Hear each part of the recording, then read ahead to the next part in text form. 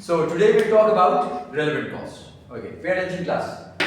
Relevant cost. This is chapter 13 in the slides, but in the book it is chapter 12. तो आप फिर वो देख लीजिएगा chapter 12 है ये, and it's about relevant cost for decision making. So let's start. Decision making. सबसे पहले बताएं decision making क्या है? फैसला करना. फैसला करना. और आप फैसला कब करते हैं? When do you make a decision? When you have options. When you have options. तो इसका मतलब ये है कि जब options होंगी और एक से ज्यादा होगी, एक से ज्यादा, तब आपको लेना पड़ेगा डिसीजन. अब डिसीजन लेंगे किस तरह? डिसीजन लेने के लिए आपको करना पड़ेगा आइडेंटिफाई कॉस्ट को, कि कौन सी कॉस्ट है. डिसीजन के लिए हमारे पास दो किस्म की कॉस्ट है. एक को हम लोग बोलते हैं रेलेवेंट फॉर डिसीजन मेकिंग, यानी ये डिसीजन में इस्तेमाल होगी, और हम कहते हैं एक किस्म है इररेलेवेंट. ऑब्वियसली इररेलेवेंट होगी कि जो डिसीजन में इस्तेमाल नहीं होगी. ठीक है. रेलेवेंट कॉस्ट क्या? अब देखें, जब मैं कॉस्ट की बात करता हूं तो याद रखिएगा कि कॉस्ट के साथ there is benefit associated as well. So when I talk about cost, this is also cost and benefit. यानी रेलेवेंट कॉस्ट या रेलेवेंट बेनिफिट क्या है? Let's have a look at some decision. और एक बहुत ही सिंपल सा डिसीजन जो आप शायद रोज सुबह डिसीजन लेते होंगे. Let's say there is one option. You need to come to the university and you decide whether you want to come here by car or you want to come by Motorcycle. bus. Okay. Bus, motorcycle, whatever. चले motorcycle. ठीक. Rickshaw, whatever. जो भी आपका option है. ठीक है. अगर इसके साथ और ऑप्शन है तो वो भी लिख दें. BRT. ठीक. अब आपने कंसीडर क्या करना है? आपने कंसीडर करना है कॉस्ट एंड बेनिफिट. Yes. यही देखना है ना आपने. और फिर जिसका नेट बेनिफिट हो या जिसकी कॉस्ट सबसे कम हो, जिसकी कॉस्ट सबसे कम हो, वो काम करेंगे ना. जी. लॉजिकल पर्सन क्या करेगा? जिसकी कॉस्ट सबसे कम होगी वो काम करेगा. ठीक. या जिसका बेनिफिट हो वो काम करेगा. ओके. कार की कॉस्ट क्या होगी? 100 रुपीस का पेट्रोल लगता है. लेट्स से 100 रुपीस का पेट्रोल. मोटरसाइकिल की कॉस्ट क्या होगी? 50. Okay. Now it's a straight simple forward decision. 100 रुपए इधर लग रहे हैं, 50 रुपए इधर लग रहे हैं, तो आप कौन सी क्या काम करेंगे? ठीक. आपने कैसे डिसाइड किया? क्योंकि दोनों की कॉस्ट कंपेयर की. डिफरेंट थी, फर्क. इसको बोलते हैं डिफरेंशियल कॉस्ट. इसको बोलते हैं डिफरेंशियल कॉस्ट. तो जब चीजें differential cost, then you can make a decision. And differential costs are relevant. अगर मैं आपसे ये कहता कि मोटरसाइकिल की कॉस्ट भी 100 है, लेट्स से आपके पास मोटरसाइकिल है 500 सीसी का हेवी बाइक, और वो भी इतना, और गाड़ी आपके पास है हाइब्रिड इलेक्ट्रिक, लेट्स से वो ये भी 100 रुपए का खाली और ये भी 100 रुपए का पेट्रोल खाता है, लेट्स से. तो फिर आप लोग क्या करते हैं? अगर दोनों 100 रुपीस होती तो फिर आप डिसाइड बेनिफिट ना कर सकते ना. फिर आप इस बेसिस पे ना करते, आप कहते कुछ और देते. गाड़ी जो है वो 4 टायरों वाली है, हीटर लगा होगा, आराम से आपका बेनिफिट इसका ज्यादा है, हवा नहीं लगी, ठीक है, खतरा नहीं, एक्सीडेंट नहीं होगा, ब्ला ब्ला ब्ला. यहाँ पे आप कहेंगे ज्यादा है तो बेनिफिट इसका ज्यादा होगा, तो आप कहेंगे चलेगा ये करें. लेकिन देखें, जहां पे सेम हो जाए कॉस्ट, डिफरेंशियल ना हो, डिफरेंट ना हो, सेम हो जाए, तो जब कॉस्ट सेम हुई तो आपने क्या ये कॉस्टली डिसीजन लेते थे? नहीं लेना. तो सेम कॉस्ट इररेलेवेंट. ठीक है. सेम कॉस्ट इररेलेवेंट होती है, डिफरेंशियल कॉस्ट रेलेवेंट होती है. एक और चीज देखते हैं. अगर आपसे मैं ये कहूं कि आपने गाड़ी खरीदी 5 लाख की, 10 लाख की, 5 लाख की तो आजकल नहीं मिलती, 10 लाख की मिलती है. लेकिन फिर उसको आपको खुद दिक्कत है. अच्छा, 10 लाख की गाड़ी मिलती है और मोटरसाइकिल 5 लाख की. क्या ये इंफॉर्मेशन आप इस्तेमाल करेंगे डिसीजन मेकिंग करते हो? अगर डिसीजन मेकिंग का क्राइटेरिया ये है कि लॉजिकल पर्सन की तरह डिसाइड करना है और इस बेस पे डिसाइड करना है कि किसकी कॉस्ट कम है या किसका बेनिफिट ज्यादा है, इस बेस पे डिसाइड करना है. ठीक है. लीस्ट एक्सपेंसिव की बेस पे डिसाइड करना है. तो क्या आपने जितनी की वो चीज खरीदी, क्या वो डिसीजन मेकिंग में इस्तेमाल होता है? नहीं. ठीक है. ये कौन सी किस्म की कॉस्ट है जो मैंने भी आपको बताया? परचेज. आप पहले परचेज कर चुके हैं ना. प्रीवियस कॉस्ट को हम लोग क्या बोलते हैं? सम कॉस्ट. डूब चुकी है, ये हो चुकी है, इसका डिसीजन से कोई भी ताल्लुक नहीं है.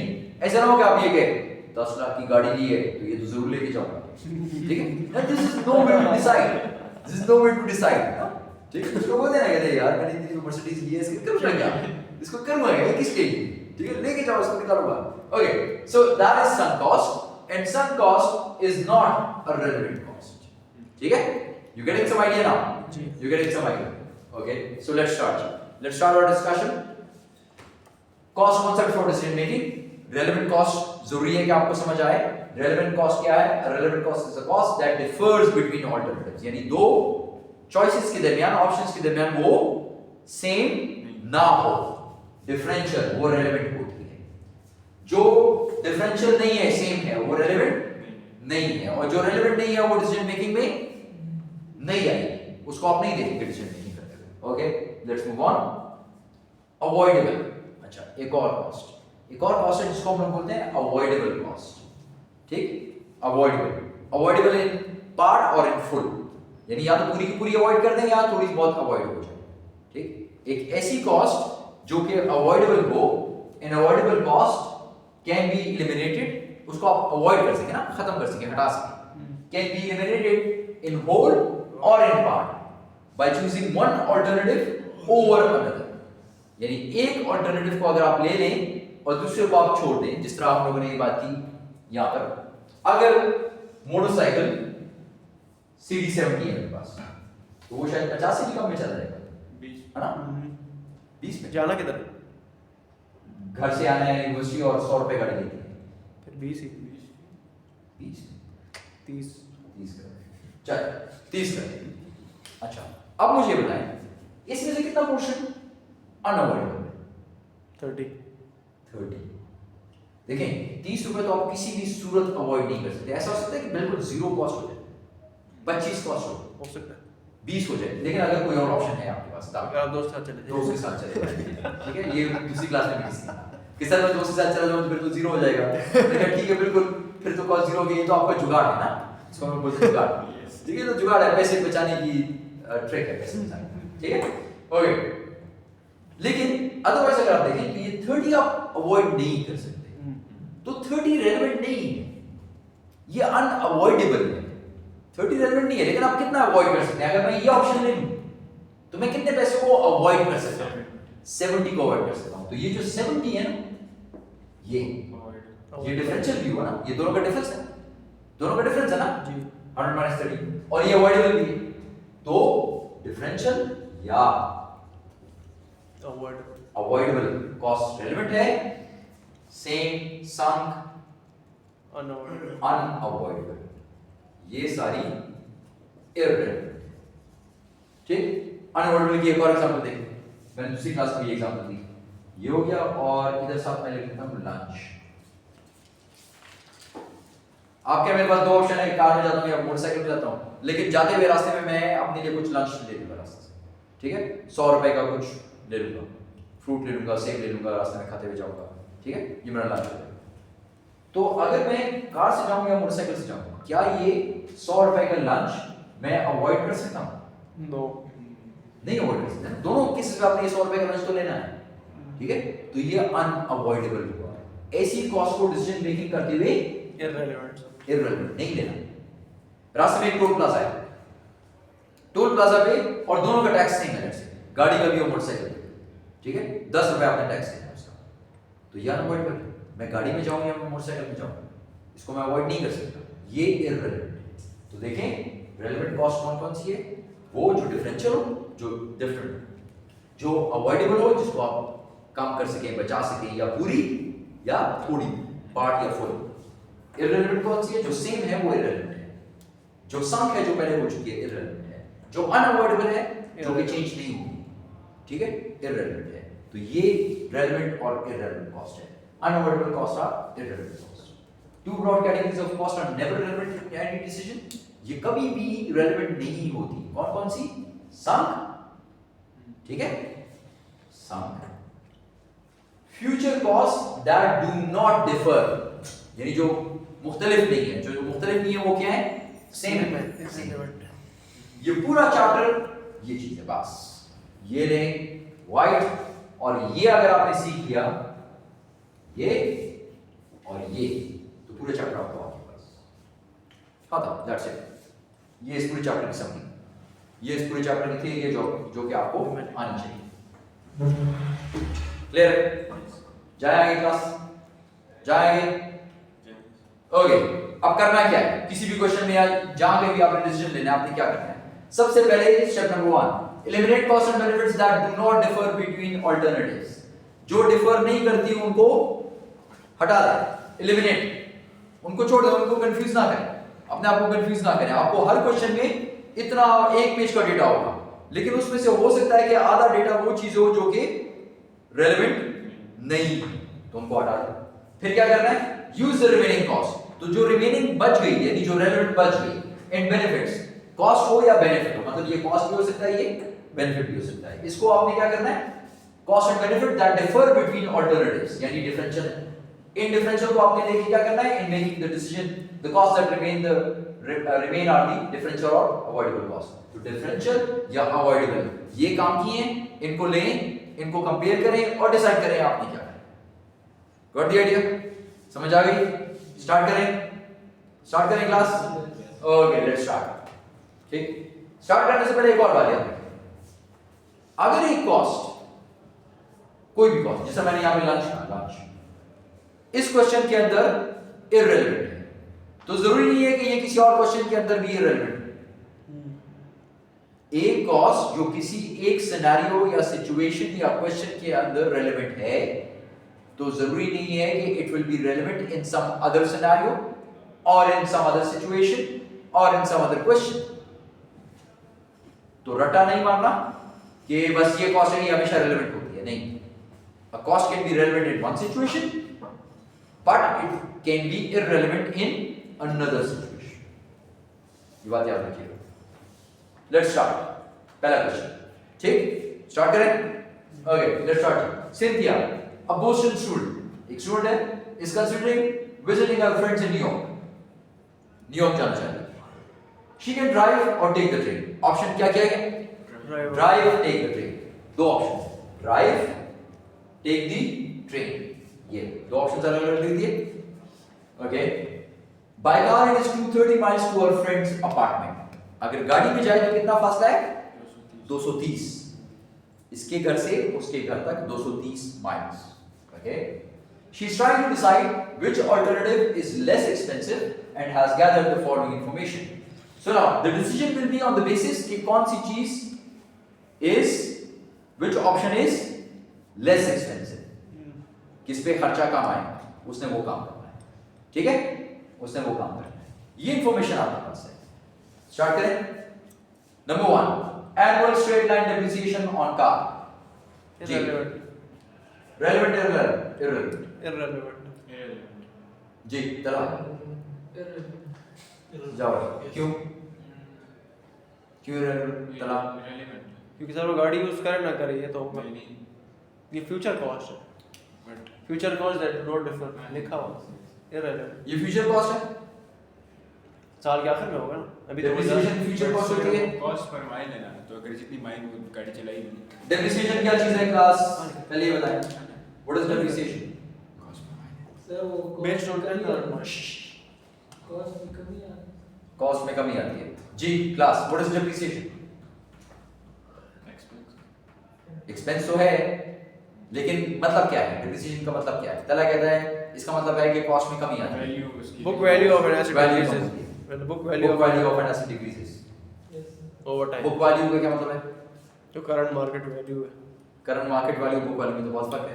बुक वैल्यू है वो है जो कॉस्ट होती है, जिस पे परचेज कॉस्ट किया होती है, तो फिर कॉस्ट और बुक वैल्यू में क्या फर्क है? बुक वैल्यू तो वो है जो डेप्रिसिएट होने के बाद रहती है।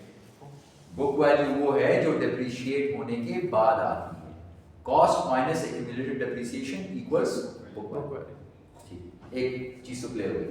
ये क्या है? अब तक इसका आंसर किसी ने नहीं दिया। सर वैल्यू उसकी ओवर टाइम इंक्रीज होती है। डिफरेंशिएट वैल्यू उसकी ओवर टाइम डिक्रीज होती है, किस चीज की? किसी भी एसेट, किसी भी एसेट की। मतलब लैंड की नहीं, लेकिन बाकी कॉस्ट बाकी। Minus which value. सर ये वो अमाउंट है जो ओवर टाइम। देखिए मुझे आप डेफिनेशन बताएं, फार्मूला फिलहाल बताएं, वो फिर बाद में कैलकुलेट कर लेंगे ना। लेकिन पहले ये तो बताएं कि इसका मतलब क्या है डेप्रिसिएशन का।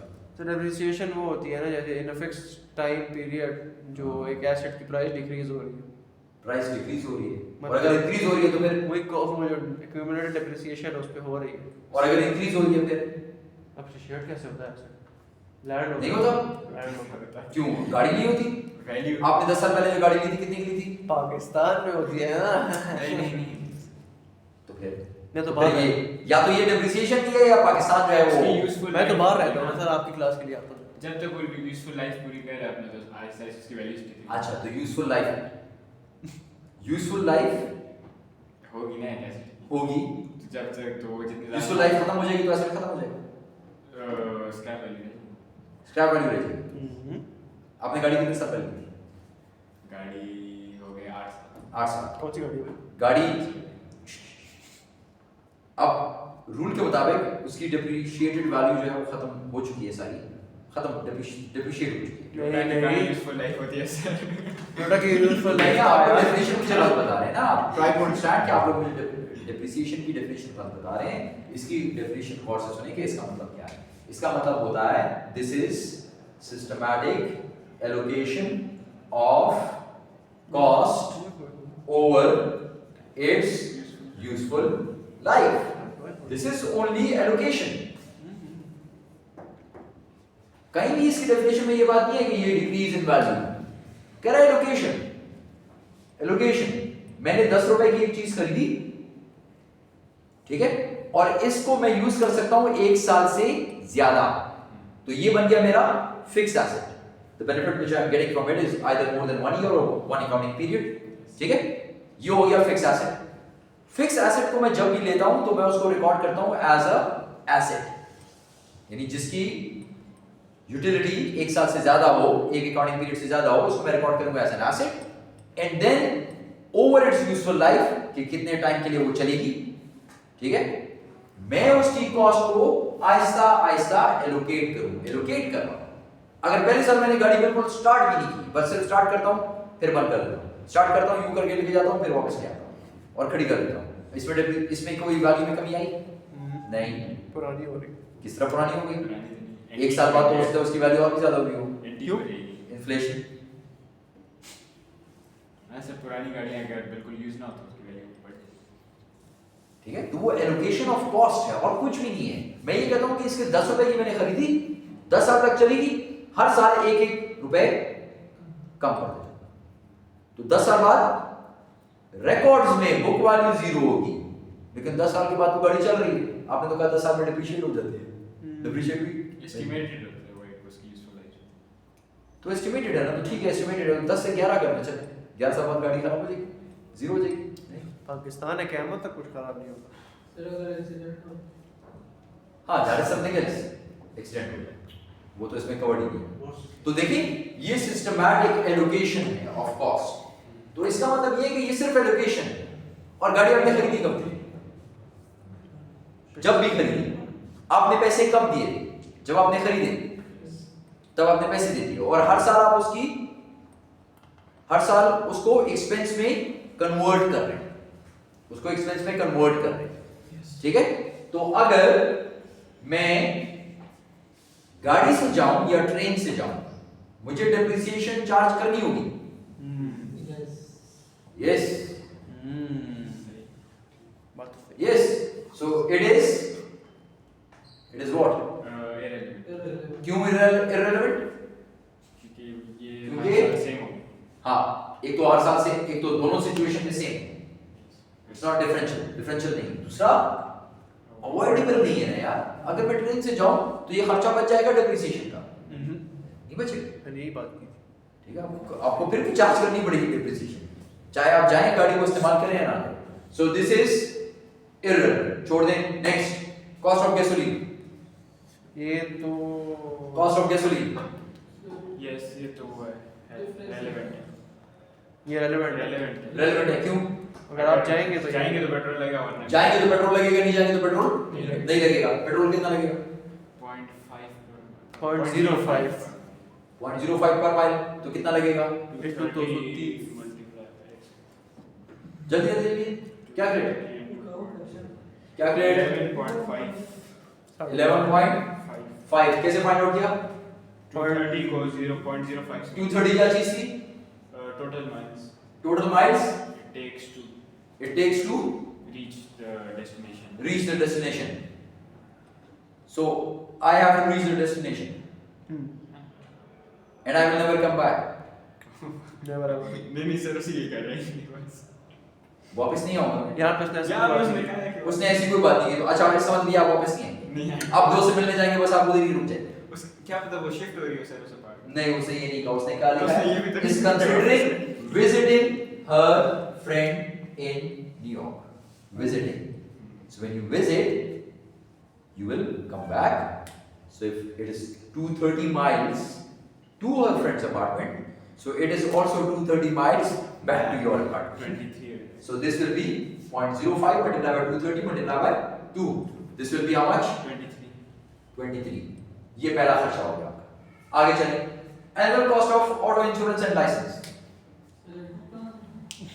2 कहां से आया 230 उसने कहा कि रास्ता है आपके घर से उसके घर तक तो 230 आप गाड़ी को लेके जाएंगे तो फिर गाड़ी को वापस भी लेके आएंगे ना गाड़ी को यानी गाड़ी तो हवा में वापस आएगी गाड़ी ठीक है तो वापस आएगी तो गाड़ी का खर्चा होगा पेट्रोल का खर्चा ये होगा ठीक है वापस पैदल आएगी तो गाड़ी को क्या करेंगे गाड़ी को तो फिर भी लेकर आएंगे ना वापस गाड़ी उसकी ठीक है हाँ अगर आप गाड़ी को दिक्कत देके वापस आए तो अलग बात है okay let's move on annual cost of auto insurance and licence irrelevant irrelevant क्यों क्योंकि हर ईयर सेम होगी और ये नहीं है इंश्योरेंस आपने देनी है चाहे आप ड्राइव करके जाएं या ट्रेन में जाएं इंश्योरेंस देनी है बाकी भी जाए ठीक है और हर साल सेम भी है अवॉइडेबल नहीं है अनअवॉइडेबल है इसको भी हटा दें मेंटेनेंस एंड रिपेयर्स ये रेलेवेंट है जितनी ज्यादा गाड़ी चलती होती है मेंटेनेंस एंड रिपेयर ज्यादा ज्यादा होती है तो अब इसकी कितनी कॉस्ट आएगी आपको ये भी सेम करेंगे मल्टीप्लाई बाय 460 वो ये दो बार 230 मल्टीप्लाई बाय 2 ये 230 एक तरफ और फिर 230 वापस ओके कितना हो गया 065 जी क्या रेट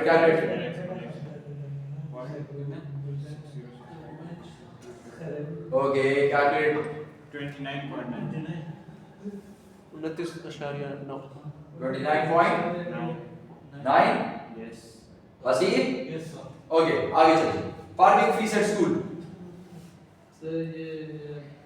ये है ना parking fees at school relevant है इररिलेवेंट तो दोस्त के पास जा रही थी स्कूल में गई गाड़ी किधर का कर तो दोस्त के पास जा रही है तो फिर तो उसके अपार्टमेंट के नीचे गाड़ी नहीं खड़ी करेगी उसके अपार्टमेंट के नीचे जो गाड़ी खड़ी करेगी तो उसके तो अलग पैसे होंगे ना ये किस चीज के पैसे ये हैं? स्कूल के पार्किंग तो होती है ना फिक्स्ड होती ये तो है सेम पार्किंग होती है, 5,000 रुपए 50,000 गाड़ी खड़ी करोगे ना तो ठीक है इररिलेवेंट है क्यों इररिलेवेंट फिक्स फीस किस चीज की पार्किंग के लिए ठीक है स्कूल में पार्किंग के लिए फिक्स फीस है जो आपको देनी पड़ेगी अगर आप यहाँ पे पार्किंग लेते हैं तो आपको कितने 5,000 यस और अगर आप कहेंगे मैं एक दिन गाड़ी नहीं लेकर आता तो ये फीस कम हो जाएगी नहीं होगी ना वही तो बस ये तो आपको देनी पड़ेगी चाहे आप गाड़ी में अपने दोस्त के घर जाएं या ना जाएं ठीक तो ये भी इररिलेवेंट है इसको भी याद रखें आगे चलें क्लास आगे चलें ओके ओके क्लास आगे चलें reduction in resale value of car per mile of fair reduction in resale value of car per mile of fair यानी रीसेल वैल्यू गाड़ी की कम होती है हर एक मील से जो कि इस्तेमाल हो चलती हो तो फिर ये रेलेवेंट या रेलेवेंट रेलेवेंट अगर आप गाड़ी में जाएंगे तो 230 460 मील आप चलाएंगे गाड़ी तो गाड़ी की रीसेल वैल्यू कम हो जाएगी कितने अमाउंट से 460 हाँ 0.026 मल्टीप्लाई 230 कितना हो जाएगा 11,496 कितना हो जाएगा जी 0.026 मल्टीप्लाई बाय 230 मल्टीप्लाई बाय 2 जीता ला उल्टा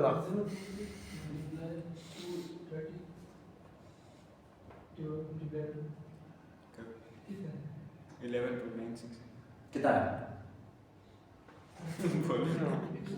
बोलो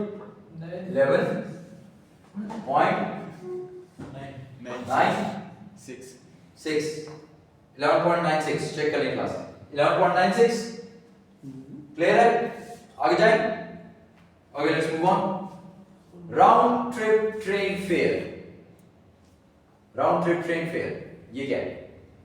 ट्रेन के पैसे ट्रेन के पैसे, Yes. ठीक है, ये सब गाड़ी के पैसे थे। ट्रेन के पैसे कितने हैं? 104 104। अब ये नहीं है बिल्कुल, ये सारे गाड़ी के पैसे थे, ये हो गए ट्रेन के पैसे 104, सही है।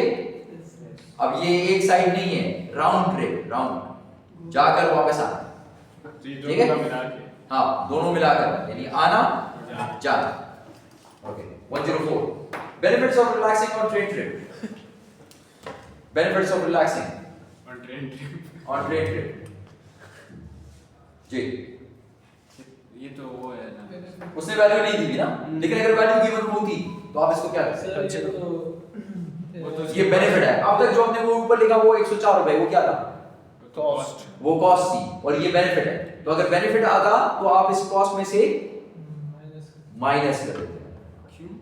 अच्छा ठीक है, बेनिफिट है ना, एक काम को करने की एक कॉस्ट है। सही है सही आप कह रहे हैं सस्ती चीज कौन सी हो, तो मैं कहता हूँ ये इसकी कॉस्ट है, लेकिन इसका एक फायदा भी हो रहा है, तो फायदे को बीच में से कॉस्ट में से माइनस करेंगे, लेकिन इसका कोई आप वैल्यू नहीं नहीं लिख सकते। मतलब आपको ट्रेन ट्रिप पे कितना रिलैक्स किया, इसकी वैल्यू आप लिख सकते हैं? नहीं लिख सकते। Personal choice. ठीक है, हाँ किसी को अच्छा लगता होगा ट्रेन, किसी को नहीं अच्छी लगती होगी, ठीक, okay. Depending on the train, जी ट्रेन पे डिपेंड करता है। ट्रेन पे डिपेंड करता वैल्यू है, कितनी है सर? इसकी वैल्यू नहीं है ना, उसने क्वेश्चन में दी है, तो इस वजह से आप कुछ भी नहीं कर सकते इसकी। अगर मैं क्वेश्चन में दे दूं आपको एग्जाम में, तो फिर आपको माइनस करना पड़ेगा। ओके आगे चलो, cost of putting dog in kennel while gone, ये तो है इररिलेवेंट जी। आपने जाना तो हर हाल में, ये इररिलेवेंट। कुत्ते को खाना तो डाल ही चाहिए, चाहे ट्रेन से जाए।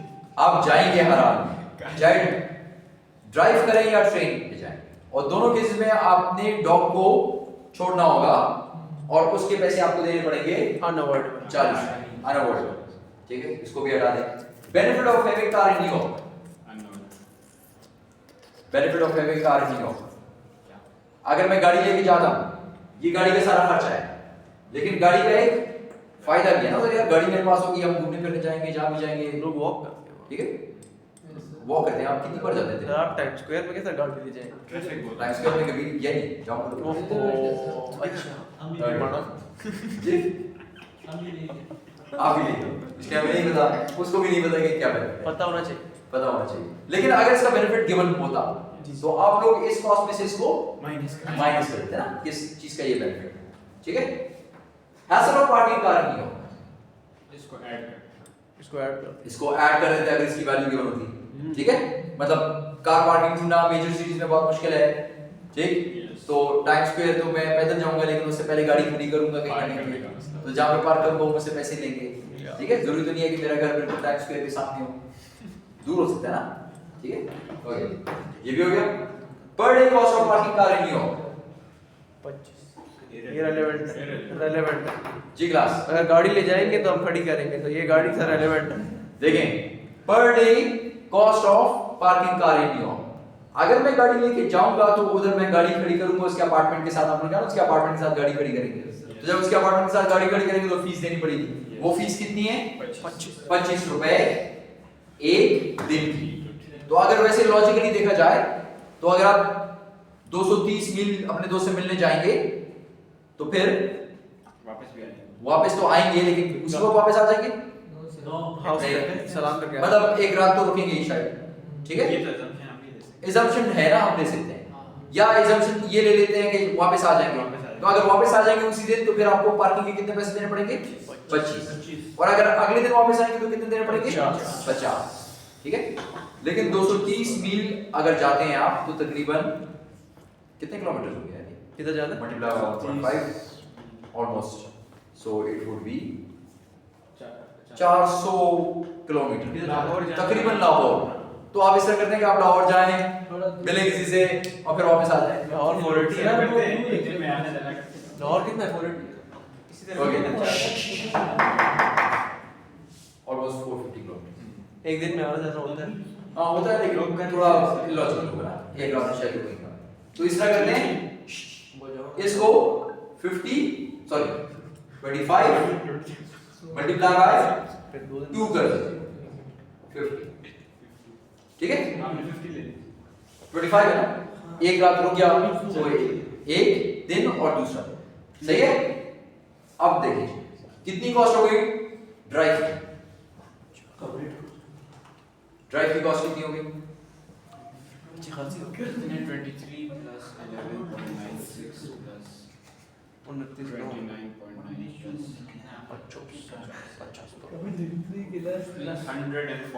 114.86. 114.86 और ट्रेन की कॉस्ट कितनी 104 104। कौन सी कॉस्ट कम होगी, ट्रेन। ट्रेन। तो फिर आप इसका मतलब आप किस पे जाएंगे, Train. Train. What's the make option on 10? Okay, total and differential cost approach. So class इससे पहले जो हमने देखा वो एक नॉर्मल सिनेरियो था ना, मतलब मैं ट्रेन पे जाऊं या गाड़ी में जाऊं। अब अभी स्टार्ट करते हैं बिजनेस सिनेरियोस कि बिजनेस सिनेरियोस में क्या करना है, ठीक। Let's start total and differential cost approach. अब यहाँ पे दो किस्म के अप्रोचेस हैं, हम यहाँ पे दो किस्म के अप्रोचेस देखेंगे, एक को बोलते हैं टोटल, एक को बोलते हैं differential. So let's start. The management of a company is considering a new labour saving machine. Labour saving machine क्या मतलब हुआ, जो कि लेबर की कॉस्ट को, लेबर सेविंग क्लास लेबर को कॉस्ट को सेव करता है, मतलब उसकी लेबर की कॉस्ट कम करता है। आप एक मशीन ले रहे हैं जिससे लेबर की कॉस्ट कम हो जाएगी, लेकिन उस मशीन का क्या है, a new labour saving machine that rents for 3000 per year, उसका आपको हर साल 3000 रुपए रेंट देना पड़ेगा। आगे चलें। Data about the companies annual sales and cost with and without the new machine are given. This is current situation, which means without machine, and this is the situation with machine. With machine क्या होगा, और हम लोगों ने क्या कहा कि इसमें सेविंग कहाँ पे आएगी, किस जगह पे आएगी, लेबर की कॉस्ट। लेबर की कॉस्ट में सेविंग आएगी, लेकिन आपका एक एडिशनल कॉस्ट आ जाएगी, वो क्या होगी, रेंट। तो देखें एक जगह पे कॉस्ट है इसका, इस मशीन का, और एक जगह पे इस मशीन का रेंट, उसकी कॉस्ट होगी ना, और जो लेबर सेव कर रहा है वो इसका बेनिफिट होगा। तो कॉस्ट बेनिफिट दोनों है, ठीक है। स्टार्ट करें question. Okay, let's start. Sales 5000 units into 40, 5000 into 40 equals 200,000। अब इस मशीन के आने से आपकी सेल पर कोई भी फर्क नहीं पड़ रहा ना, हमने कहा सिर्फ लेबर की कॉस्ट कम। सो दोनों सेम। अगर एक ऐसी कॉस्ट या बेनिफिट हो जो कि दोनों जगहों पे सेम हो, तो क्या वो रेलेवेंट है या इररेलेवेंट, इररेलेवेंट, ठीक है। इसको नहीं कंसीडर करें, हटा दें। Less variable expenses. First one direct material, direct material पे कोई फर्क पड़ेगा नहीं, क्योंकि लेबर कॉस्ट सेविंग है। सो 5000 इनटू 40 इक्वल्स 70,000 70,000, दोनों सेम है, ठीक है, इररेलेवेंट। आगे जाएं। डायरेक्ट लेबर सेव होगा। पहली सिचुएशन में डायरेक्ट लेबर कितना है, 5000 इनटू 8 इक्वल्स 40,000, और दूसरी सिचुएशन में 5000 इनटू 5 इक्वल्स 25,000। तो आप कितना सेव करें, 15,000 आपकी सेविंग है। तो ये आपका क्या हो गया, रेलेवेंट कॉस्ट और बेनिफिट हो गया। 15,000 का मुझे फायदा हो अब तक इस मशीन के साथ। आगे देखें। Variable overhead 5000 into 2 10,000। अब इस मशीन का होने या ना होने से इस कॉस्ट में कोई फर्क पड़ रहा है नहीं, तो इसका मतलब ये भी इररेलेवेंट, 10 इररेलेवेंट, ठीक है। आगे जाए। Total variable expenses 70 plus 40 plus 10 120। यहां पे ये वाली कॉस्ट आपकी कम हो गई है, तो ये जो टोटल वेरिएबल एक्सपेंस है यहां पर कम होगा, ठीक है। कितने अमाउंट से कम होगा, 15,000 से, जो कि यहां पे आपने कॉस्ट सेविंग की है। सो 70 प्लस 25 प्लस 10 105। सो 120 माइनस 105 15,000, वही 15,000 का फर्क है, ठीक है। आगे चलें। Contribution margin sales minus variable cost equals contribution margin. सही है। 200 माइनस 120 80,000। अब अगर मशीन की वजह से आपकी कॉस्ट कम हो गई, मशीन की वजह से आपकी कॉस्ट कम हो गई, तो आपका कंट्रीब्यूशन मार्जिन ज्यादा हो जाएगा। अगर देखिए ना, कॉस्ट 120 की बजाय कितनी होगी, 105। सो 200 माइनस 105 मार्जिन ज्यादा हो गया, 95 ज्यादा हो गया। कितने से, ये वही 15,000 है जो आपने यहाँ पे सेव किया, वही 15,000। उस 15,000 से आपकी कॉस्ट कम हुई, तो आपका कंट्रीब्यूशन मार्जिन ज्यादा हो गया 15,000 से, ठीक। ये भी हो गया। Less fix expense other 62,000 fixed expense always remains fixed same तो 62 अब अगर दोनों सेम है तो irrelevant इसको भी हटा दें rent on new machine इस केस में आपके पास मशीन थी नहीं थी तो 0 इस यहाँ पे मशीन है 3000 तो यहाँ पे आपका फिक्स कॉस्ट कितनी हो गई 65 अब इन दोनों में फर्क है Yes, sir. 3000 तो वो 3000 आपका क्या हो गया okay let's continue class let's continue Ibrahim let's continue अच्छा 3000 Cost. देखें एक जगह पे आपकी कॉस्ट है 62000 एक जगह पे हो गई 65000 तो आपकी कॉस्ट ज्यादा हो गई तो रेलेवेंट हो गया Yes. और ये क्या है कॉस्ट है Yes. तो कॉस्ट ज्यादा हो गई ना आपकी 3000 से कॉस्ट ज्यादा Yes. ठीक अब इधर आइए contribution margin 80 minus fix cost 62 तो नेट इनकम कितना आ गया 80 contribution margin 95 minus fix cost 65 30 फर्क कितना है 12000 ठीक अब अगर सारा गौर से देखें दो चीजें फर्क है एक जगह पे आपने लेबर सेव किया कितना लेबर सेव किया 15000 ये आपका क्या था बेनिफिट था बेनिफिट 15000 का और फिर एक जगह पे इसका रेंट आया कॉस्ट कितना फर्क आया 3000 ठीक बेनिफिट 15 का फायदा कॉस्ट 3000 का तो नेट बेनिफिट कितना होगा 12000 नेट बेनिफिट या नेट कॉस्ट बेनिफिट है बेनिफिट है ना क्योंकि बेनिफिट यहाँ पे ज्यादा है Yes, sir. ठीक है तो नेट बेनिफिट 12000 आप जरा चेक करें यहाँ पे इनकम थी यहाँ पे इनकम थी तो इनकम क्या हो गई ज्यादा हो गई ना क्योंकि बेनिफिट वहां पे ज्यादा हो गया कितने का 12000 तो 18 प्लस 12 इक्वल्स 30 तो इसके दो तरीके एक तरीका तो ये कि आप फुल ये बनाएं और दूसरा तरीका ये बस दो लाइंस इसका मतलब जितना भी बड़ा क्वेश्चन हो एग्जाम उसका सॉल्यूशन इतना ही होना है 2-3 लाइंस होना है रेलेवेंट कॉस्ट इससे ज्यादा नहीं होना डिसीजन मेकिंग ठीक है so decision making would be a relatively small shorter easy one ठीक पढ़ने में शायद आपको टाइम लगे और समझने में कि कौन सा रेलेवेंट है कौन सा इररिलेवेंट है या तो उसने टेक्निक क्या कही थी कि जितना इररिलेवेंट है सबको हटा दें जितना रेलेवेंट है उसको रखें कैलकुलेशन करें कि इसके अंदर कौन सी बेनिफिट है कौन सी कॉस्ट है माइनस करें नेट बेनिफिट ऑफ कॉस्ट ठीक अब जो आप पूरा इसको बनाते हैं इसको बोलते हैं टोटल अप्रोच और जो काम हम लोगों ने भी किया ये इसको बोलते हैं डिफरेंशियल अप्रोच तो डिफरेंशियल अप्रोच जल्दी हो जाएगी और आपका फायदा भी इसमें ज्यादा है डिफरेंशियल अप्रोच क्यों इस्तेमाल करें इसके दो रीजंस हैं कभी-कभी आपको डिटेल इंफॉर्मेशन प्रोवाइड नहीं होगी तो आपने डिफरेंशियल ही करनी है ठीक है सेकेंडली अगर मैं ये सब कुछ बनाऊं ये सारा तो चांस है कि मैं कंफ्यूज हो जाऊं Yes, sir. तो बस सिर्फ रेलेवेंट चीजें लें प्लस माइनस करें और आंसर फाइंड आउट करें ठीक है आज हमने दो चीजें की एक नॉर्मल लाइफ का डिसीजन था एक बिजनेस का डिसीजन आपका एग्जाम में बिजनेस डिसीजन आएगा ठीक है कि जब नॉर्मल लाइफ डिसीजन के लिए क्या इस्तेमाल करें सही है got the idea okay that's all thank you